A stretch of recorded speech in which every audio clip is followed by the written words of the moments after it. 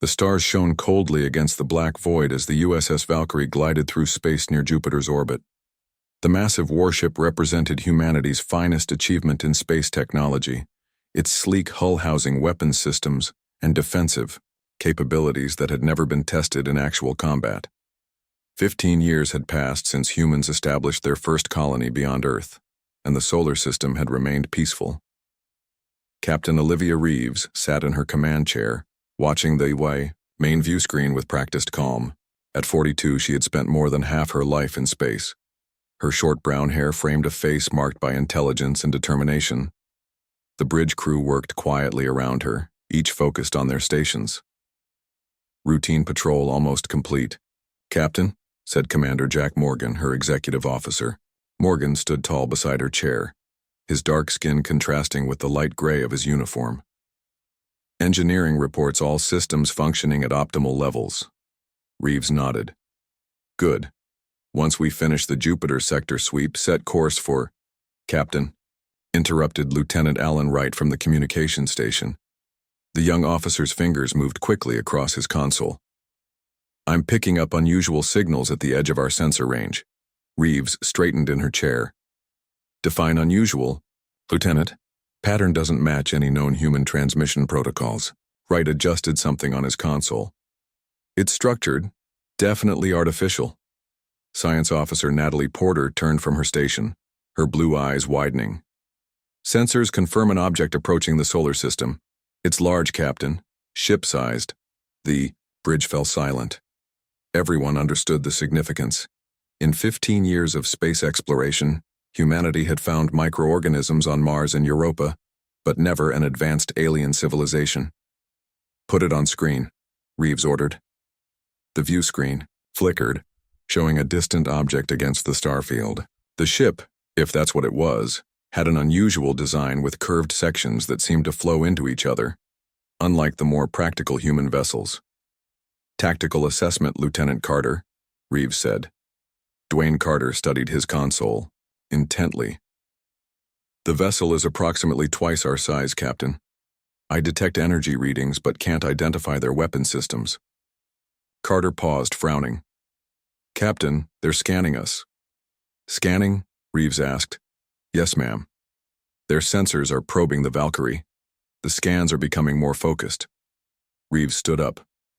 "Lieutenant Wright, open a channel. All frequencies. Universal. Greeting protocol. Channel open." Wright confirmed. "This is Captain Olivia Reeves of the Earth vessel Valkyrie. We are on a peaceful mission. We welcome communication." The bridge crew waited. Seconds stretched into minutes. "No response," Wright reported. "But the scans are intensifying." Lieutenant Kelly Adams, the ship's intelligence specialist, spoke up from her monitoring station. "Captain, these scans have changed. They're becoming invasive, attempting to penetrate our computer systems." "Shields up," Reeves ordered immediately. "But no weapons. We don't want to appear aggressive." The Valkyrie's defensive systems hummed to life, creating an energy barrier around the ship. "The alien vessel has changed course," Carter announced. "They're moving directly toward us, increasing speed." "Maintain position," Reeves said. "Continue attempts to communicate." The tension on the bridge grew as the alien ship approached. It was clearly visible now, its hull shimmering with an iridescent material unknown to human science. "Captain!" Carter's voice rose in alarm. "Energy spike from the alien vessel." A beam of bright green energy shot across the Valkyrie's bow, missing the ship by mere kilometers. "That was a warning shot," Morgan said quietly. "Continue hailing them," Reeves ordered, her voice steady despite the provocation. Wright nodded. "Wait, I'm getting something. Audio only." A harsh, crackling voice filled the bridge.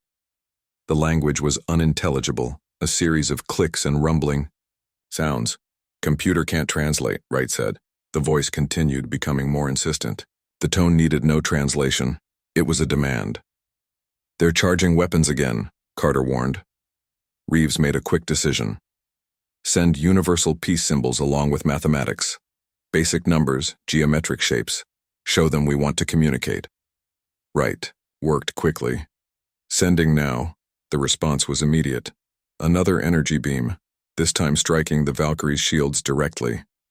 The ship shuddered under the impact, shields holding at 92%, Carter reported. That was no warning shot. The Arzoir alien voice came again, louder and clearly angry. I believe they're demanding our surrender, Adams said, analyzing the transmission patterns. The tone and repetition suggest an ultimatum. Reeves's face hardened. We don't surrender our ship to unknown entities making demands. Charge secondary. Weapon systems but hold fire. Captain, Porter called from Science Station. I've analyzed their scan patterns. They were focusing on our propulsion and weapon systems. They're scanning us again, Carter added, more intense than before. The alien ship fired again, 3 consecutive blasts hammering the Valkyrie's shields. Shields at 75%, Carter reported. Their weapons are powerful, but our defenses are holding better than they probably expected. The bridge rocked as another hit struck them. Reeves gripped her chair. Return fire, she ordered. Target their weapon systems only. Minimal force. Carter's fingers flew across his console. The Valkyrie's lateral weapons arrays powered up and released a precise burst of energy that struck the alien vessel's forward section. The effect was unexpected. The alien ship's shields flared brightly but held, yet the vessel immediately backed away. They're retreating, Morgan said with surprise. No, Adams countered, studying her readings. They're repositioning, and their scans have changed focus. They're probing our shield harmonics now. Chief Engineer Steve Garrett's voice came through the comm system. Captain, these scans are unlike anything I've seen. They're stealing data faster than our firewalls can adapt. Can you block them? Reeves asked. Trying. But they're using methods we've never encountered. They've already copied significant portions of our technical databases. The alien ship fired again, this time with a different energy signature. The Valkyrie rocked violently. Shields. At 60%, Carter reported. They're adapting their weapons to our shield frequency. Reeves made a quick decision. Rotate shield harmonics, fire main forward arrays, full power. The Valkyrie's primary weapons discharged, sending a focused beam of energy toward the alien vessel. This time the impact was significant. The alien ship's shields flared and partially collapsed. The alien transmission returned, the tone now different, surprise mixed with anger. They're backing off, Carter confirmed. Moving to a distance of 500,000 kilometers. Captain, Garrett called from engineering. I've analyzed what they took from our databases. They focused on our defensive systems, weapons capabilities, and... He paused. Earth's coordinates. A chill fell over the bridge. They know where Earth is, Morgan said quietly. And our colonies, Adams added. Reeves's expression grew grim. Lieutenant, Wright, send an emergency transmission to Earth Command. Priority Alpha. We have encountered a hostile alien species with advanced technology and aggressive intentions. They have obtained Earth's location. Request immediate activation of the solar system defense grid. Sending now. Wright confirmed. The alien vessel is moving away at high speed, Porter reported. They appear to be heading toward the outer solar system. They'll be back, Reeves said with certainty. And not alone. She turned to her crew, her expression resolute. They scanned us expecting to find a primitive species they could easily intimidate. Instead, they found humanity. And we've been preparing for threats since we first looked up at the stars. Morgan nodded. They thought they found easy prey.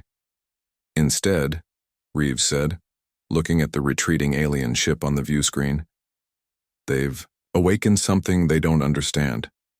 She stood, addressing her crew. Battle stations. We're going to follow them at a safe distance while we wait for orders from command. I want to know where they're going and what they're planning. As the Valkyrie's crew prepared for what might come, Reeves stared at the view screen, watching the alien ship shrink into the distance. Humanity's first contact with alien intelligence had turned hostile in minutes. War seemed inevitable now. They wanted to see what kind of people we are, she said quietly to Morgan. They're about to find out. The emergency meeting room at Earth Command Center in Geneva buzzed with tense voices. Military leaders and government officials from Earth nations and colonies filled the large circular chamber. Admiral Frank Daniels stood at the central podium, his gray hair and weathered face reflecting decades of service. On the main screen behind him, the image of the alien ship that had attacked the Valkyrie hung like a dark promise. The USS Valkyrie encountered this vessel near Jupiter's orbit 18 hours ago, Daniels said, his deep voice cutting through the murmurs. Captain Reeves attempted peaceful contact. The aliens responded with aggression. He tapped a control and the screen changed to show Captain Reeves's face transmitted from the Valkyrie. The aliens call themselves the Vexar, Reeves reported.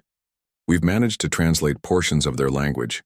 They're part of something they call the hegemony, a collection of species that controls multiple star systems. From what we can tell, they conquer less advanced civilizations.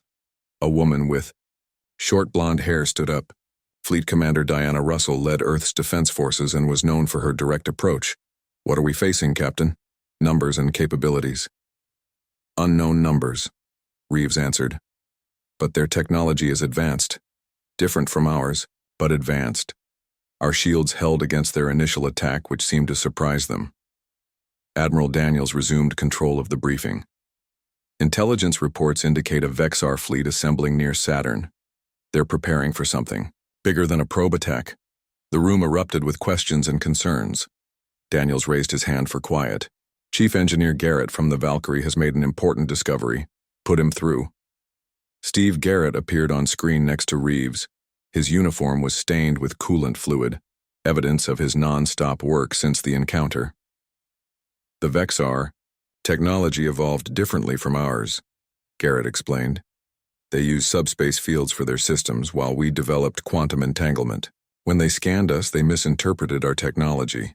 They thought we were less advanced than we are. Which means we have an advantage they don't expect, Daniels said. But they're learning quickly. In the weapons development lab across the compound, Lieutenant Mia Johnson worked with a team analyzing the scan data from the Valkyrie.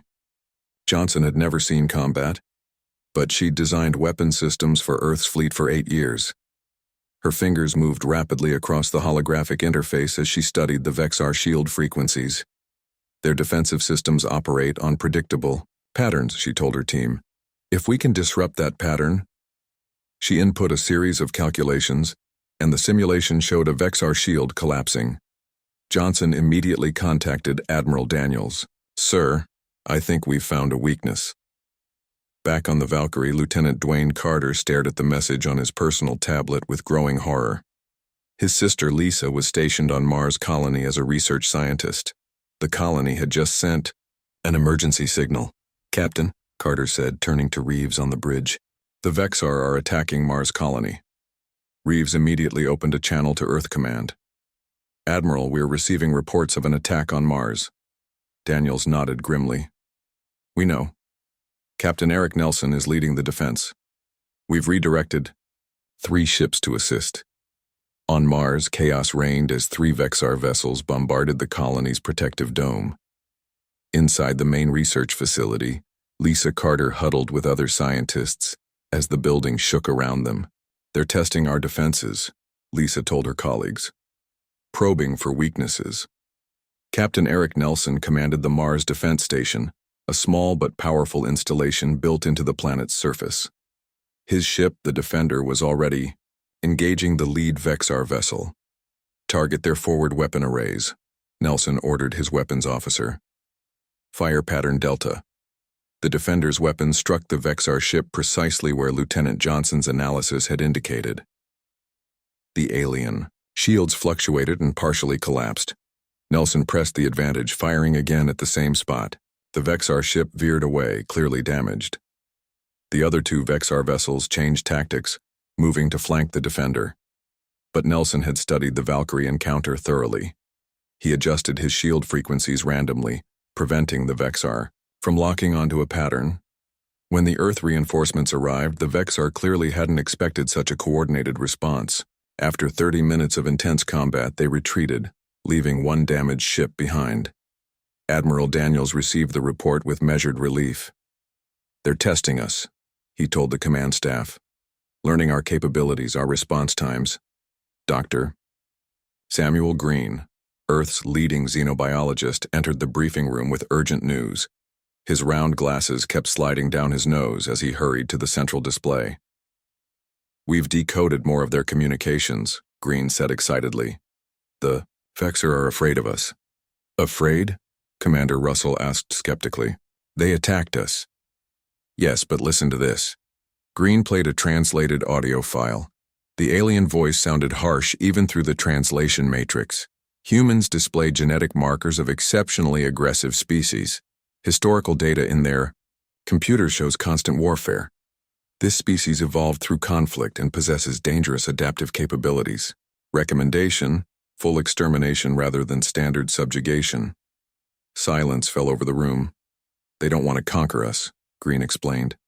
"They want to eliminate us. They see us as too dangerous to exist." Admiral Daniels's expression hardened. "They're right to be afraid." Captain Reeves, still connected via video link, spoke up. "Admiral, I have a proposal." Everyone turned to the screen. The Vexar believe they know our capabilities from their scans, but they don't know everything. I suggest we use that against them. While they're planning their main attack, let me take the Valkyrie behind their lines. "For what purpose?" Daniels asked. "Intelligence gathering, sir, and disruption. If we can understand their command structure, their communication network, we can gain a significant advantage." Daniels considered the proposal. "It's risky, Captain." "With respect, sir, doing nothing is riskier. They're learning about us every minute. We need to do the same." After a brief discussion with Commander Russell and the other military leaders, Daniels nodded. "Permission granted, Captain. We'll provide a distraction to cover your departure from the solar system. Meanwhile, we'll prepare our defenses for their main attack." "There's one more thing, sir," Reeves added. "Engineer Garrett has been working on something he calls the Prometheus Protocol. It's experimental, but it might give us an edge." Garrett looked uncomfortable as attention turned to him. "It's a reconfiguration of our quantum core, sir. Theoretically, it could generate a disruptive field that would interfere with Vexar technology. But it's never been tested in combat. Get it operational," Daniels ordered. "We need every advantage." Over the next 48 hours, Earth's forces prepared. Lieutenant Johnson's weapons modifications were distributed to all ships. Defense platforms around Earth and the colonies were upgraded, and Captain Reeves prepared the Valkyrie for its dangerous mission into enemy territory. Before departing, Reeves addressed her crew. "The Vexar think they've found a primitive species they can easily eliminate. They scanned our ship, stole our data, and believed they understood us." She looked around at the determined faces of her crew. "But they missed something important about humans. We've spent thousands of years fighting. Each other, our environment, our limitations. We know war like few other species could." Commander Morgan stood beside her. "They think we're monsters because of our history." Reeves nodded. "They think we're monsters." She turned to the view screen showing the coordinates where the Vexar fleet was gathering. "Let's show them how right they are." The Valkyrie slipped away from Earth, its experimental stealth systems masking its approach as it headed into the heart of Vexar territory. Behind them, Earth prepared for war, awakening fighting instincts that had lain dormant for decades. Monsters were coming, but this time the monsters were human. The USS Valkyrie drifted silently through the darkness of space, its engines powered down to minimal levels. Captain Reeves stood at the command center, watching the main screen as it displayed a massive Vexar outpost in the distance. The structure orbited an ice moon in a star system 12 light-years from Earth. "Stealth systems functioning perfectly," Engineer Garrett reported from his station. "They have no idea we're here." After 2 weeks of careful travel, the Valkyrie had penetrated deep into what they now knew was Vexar-controlled space. They had passed 3 occupied star systems without detection, mapping Vexar patrol routes and defense stations along the way. "What's the status of the ground team?" Reeves asked. Commander Morgan checked his console. "Lieutenant Adams and Security Chief Foster are in position. They're ready to begin infiltration of the outpost. On the surface of the ice moon, Lieutenant Kelly Adams and Security Chief Greg Foster crouched behind a ridge of frozen methane. Both wore specialized environment suits that masked their heat signatures. Ahead of them loomed a ground entrance to the Vexar outpost guarded by 2 alien sentries. Adams studied the guards through enhanced binoculars. The Vexar were tall, with gray-green skin and 4 arms. Their faces featured multiple small eyes arranged in a circle pattern. "Remember," Adams whispered to Foster, "non-lethal approaches only. We need information, not bodies." Foster nodded, checking the stun setting on his weapon. "Ready when you are." Adams activated a small device that emitted a low-frequency pulse. The Vexar guards turned toward the noise, moving away from their post to investigate. Adams and Foster moved quickly, slipping through the partially open entrance door and into the facility.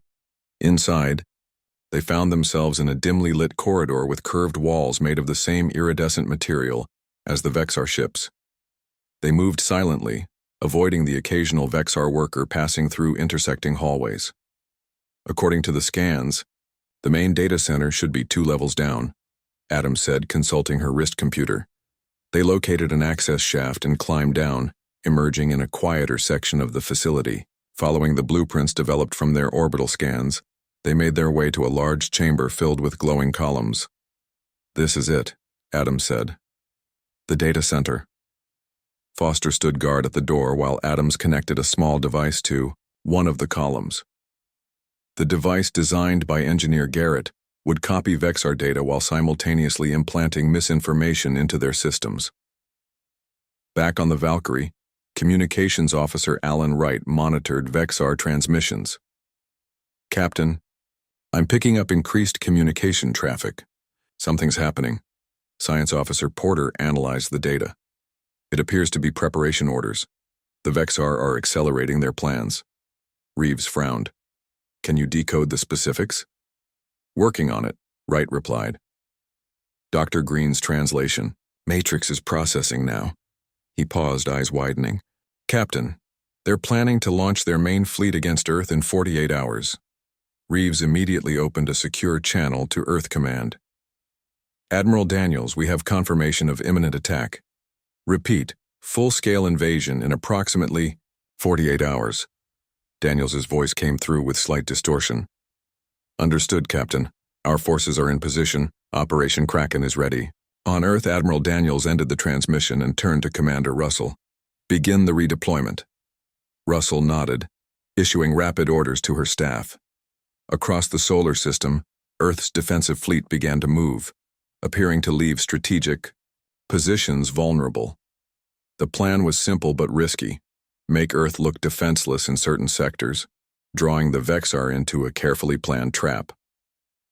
In the data center on the ice moon, Adams finished downloading critical information. "I've got it," she told Foster. "Fleet positions, command codes, biological data on the Vexar, and Garrett's virus is now in their system." Foster gestured toward the door. "Time to go." They slipped out of the data center and began making their way back to the surface. As they reached the main level, alarms suddenly blared throughout the facility. "They've detected the data breach," Adams said. "Run," Foster replied simply. They sprinted through the corridors as Vexar security forces converged on their position. Foster fired his stun weapon at 2 guards blocking their path, dropping them instantly. Adams activated her communicator. "Valkyrie, we need extraction. Our cover is blown." On the bridge of the Valkyrie, Reeves made a quick decision. "Move us into transporter range. Weapons on standby." The warship powered up, dropping its stealth field as it moved toward the moon. Almost immediately, 3 Vexar patrol ships detected the human vessel and changed course to intercept. "Enemy vessels approaching," Lieutenant Carter reported. "Weapons charging." "Get our people out first," Reeves ordered. "Then we'll deal with them." The Valkyrie's transporter system locked onto Adams and Foster as they emerged onto the moon's surface, pursued by Vexar guards. The humans disappeared in a shimmer of light moments before the guards reached them. "They're aboard," Morgan confirmed. "Now get us out of here," Reeves ordered. "Full power to engines." The Valkyrie turned away from the moon, accelerating rapidly. The 3 Vexar ships followed, firing their weapons. Energy beams struck the Valkyrie's shields, causing the ship to shudder.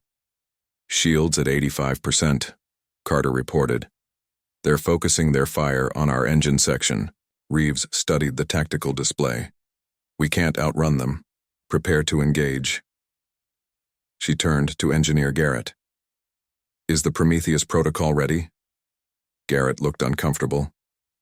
Theoretically, yes, but Captain, it's never been tested in actual combat. The energy requirements are enormous and there's a significant risk to our own systems. Will it work against the Vexor ships? Reeves pressed. It should disrupt their subspace technology completely, but it might also damage the Valkyrie beyond repair. Another hit rocked the ship. Shields at 70%, Carter announced. Reeves made her decision. Prepare the Prometheus protocol. Lieutenant Carter, reroute power from weapon systems to support the protocol. Carter looked surprised. Captain, that will leave us defenseless. We won't need weapons if this works. Reeves replied, do it. As Carter redirected the ship's power, Garrett made final adjustments to the experimental system. The pursuing Vexar ships continued to close the distance, their weapons fire becoming more accurate with each volley. Prometheus protocol ready? Garrett announced, but I must again emphasize the risk to our own ship. Noted, Reeves said calmly. Activate. Garrett pressed a sequence of controls. For a moment, nothing seemed to happen. Then a strange vibration passed through the Valkyrie, making the deck plates hum. A wave of energy, invisible to the naked eye but clear on sensors, expanded outward from the ship in all directions. When it reached the pursuing Vexar vessels, the effect was immediate. Their lights flickered and died. Their weapons powered down. They began to drift aimlessly in space. On the Valkyrie, systems flickered and sparked. Emergency lights activated as main power fluctuated wildly. Engine power dropping, Morgan reported. Life support switching to emergency backup. Garrett worked frantically at his station. The quantum core is destabilizing. We need to power down the protocol or we'll lose the ship. Do it, Reeves ordered. The strange vibration faded as Garrett shut down the Prometheus protocol. The Valkyrie continued to drift, its systems recovering slowly. The pursuing Vexar ships remained disabled behind them. Damage report, Reeves demanded. Engines operating at 40%, Morgan replied. Shields at 35%. Weapons offline. The quantum core needs time to stabilize before we can attempt a jump home. Reeves turned to Adams, who had arrived on the bridge. Was it worth it, Lieutenant? Did you get what we needed? Adams nodded, holding up the data device. Everything, Captain, including their complete battle plans for the Earth invasion. Then, we need to get this information home, Reeves said. She moved to stand but suddenly collapsed in her chair, clutching her side. A trickle of blood seeped through her fingers where a piece of broken console had cut deeply into her during the battle. Captain, Morgan rushed to her side. I'm fine, Reeves insisted, though her face had gone pale. Get us home, Commander. Earth needs to be ready. As medical personnel took Reeves to sickbay, Morgan assumed command of the bridge. He looked at the disabled Vexar ships on the view screen, then at the damaged Valkyrie around him. Set course. For Earth, he ordered. Best possible speed. He turned to Adams. The captain was right. We are the monsters they feared. He looked around at the determined faces of the crew. And we're just getting started. The damaged Valkyrie limped away from the Vexar outpost, carrying crucial information that might save humanity. Behind them, the disabled alien ships sent distress signals to their fleet. The real battle was about to begin. 2 weeks had passed since the USS Valkyrie's escape from Vexar space. The damaged warship limped through the outer reaches of Earth's solar system, its engines struggling to maintain even half power. On the bridge, Commander Morgan studied the latest repair reports with a grim expression. How much longer until we reach Earth, he asked. Lieutenant Carter checked his navigation console. At current speed, 18 hours, sir. Morgan nodded and turned to Science Officer Porter. Any sign of Vexar activity? Nothing yet, Porter replied, but our long-range sensors are still damaged. We might not detect them until they're close. In the medical bay, Captain Reeves lay on a treatment bed. Her wound had become infected with an unknown agent, possibly from the alien technology that had pierced her side. The ship's doctor had managed to stabilize her condition, but she remained weak. "I need to get back to the bridge," Reeves insisted, trying to sit up. The doctor gently pushed her back down. "Not yet, Captain. Commander Morgan has things under control." Reeves reluctantly settled back, her thoughts on the coming battle. The data that Adams and Foster had stolen from the Vexar outpost contained detailed plans for a massive assault on Earth. The Vexar Supreme Warship, a vessel 10 times the size of the Valkyrie, would lead a fleet of 50 attack ships. Their goal was nothing less than the complete destruction of humanity. On Earth, Admiral Daniels stood in the command center, watching as the planet's defensive forces moved into final position. Operation Kraken was nearly complete. Earth's fleet had seemingly withdrawn from key defensive positions, creating what appeared to be vulnerabilities in their defense network. In reality, the ships had merely activated their own version of stealth technology, becoming invisible to Vexar sensors.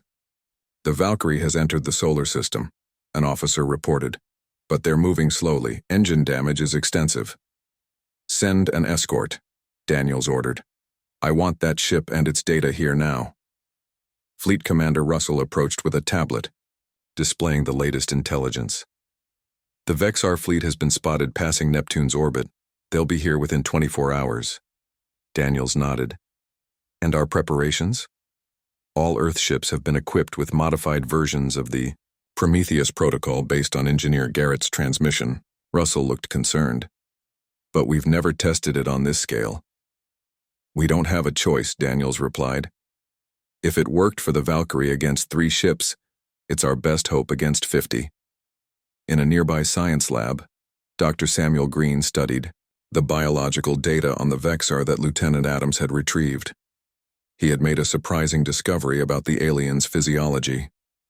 "Admiral," Green called over the communication system, "I've found something important.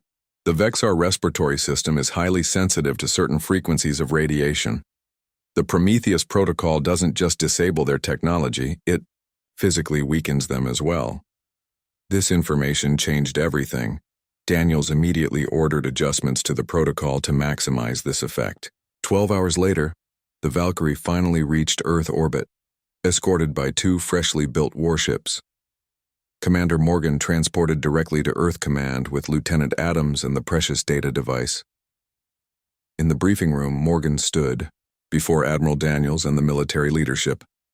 "Captain Reeves remains in medical care but is recovering," he reported. "She asked me to deliver her final recommendations personally."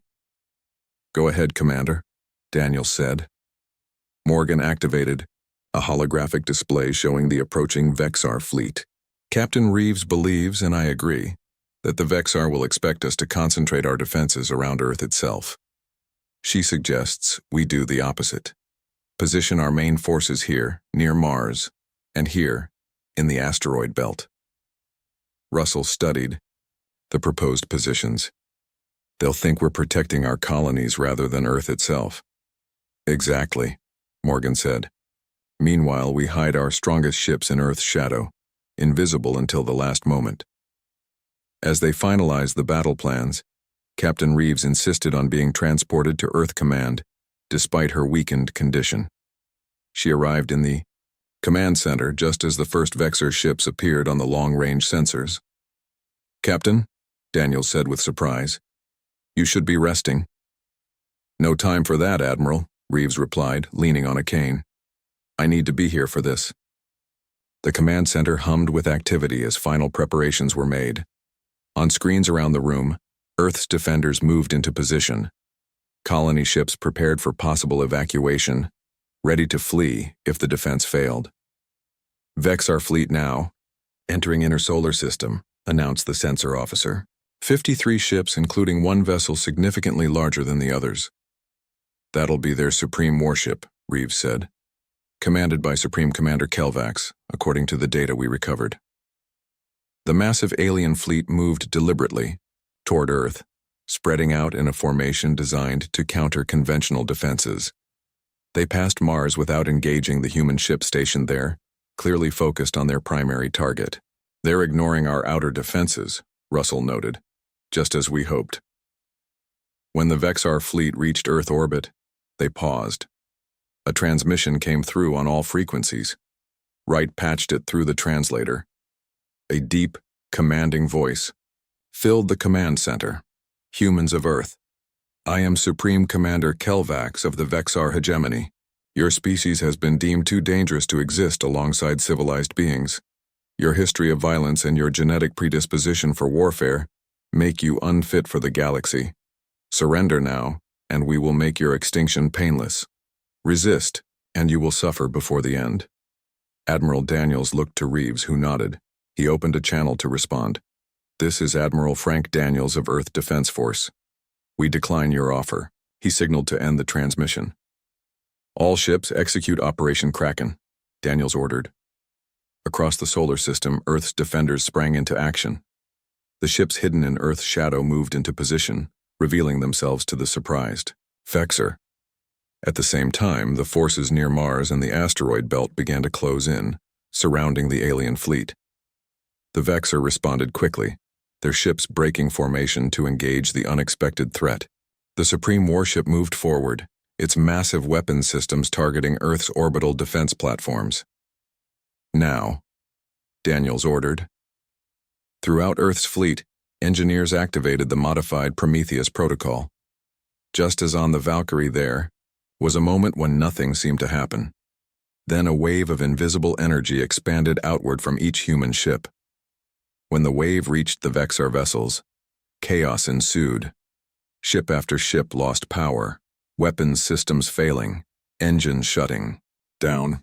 Even the massive Supreme Warship faltered, its lights flickering as systems failed. But the Vexar had learned from their earlier encounter. Some of their ships had been modified, their systems protected against the protocol. These vessels continued to fight, targeting the now vulnerable human ships with renewed fury. The protocol weakened them but didn't stop them all, Carter reported from his station. Execute Phase 2, Reeves said. The human fleet, anticipating this possibility, switched to conventional weapons. Ships that had recovered from the protocol's power drain focused their fire on the still functional Vexar vessels. The battle raged for hours. Earth lost 17 ships, and 2 colonies suffered damage. But the Vexar losses were far greater. By the time Supreme Commander Kelvax ordered a retreat, only 12 alien ships remained operational, including the damaged Supreme Warship. As the Vexar fleet limped away from Earth, Communications Officer Wright made a surprising discovery. They're broadcasting a warning signal, he reported. Not to their own forces, but to other species. Dr. Green translated the message. Beware the monsters of Earth. Their technology evolves through combat. Their bodies are built for war. They cannot be conquered. They cannot be tamed. Do not wake them.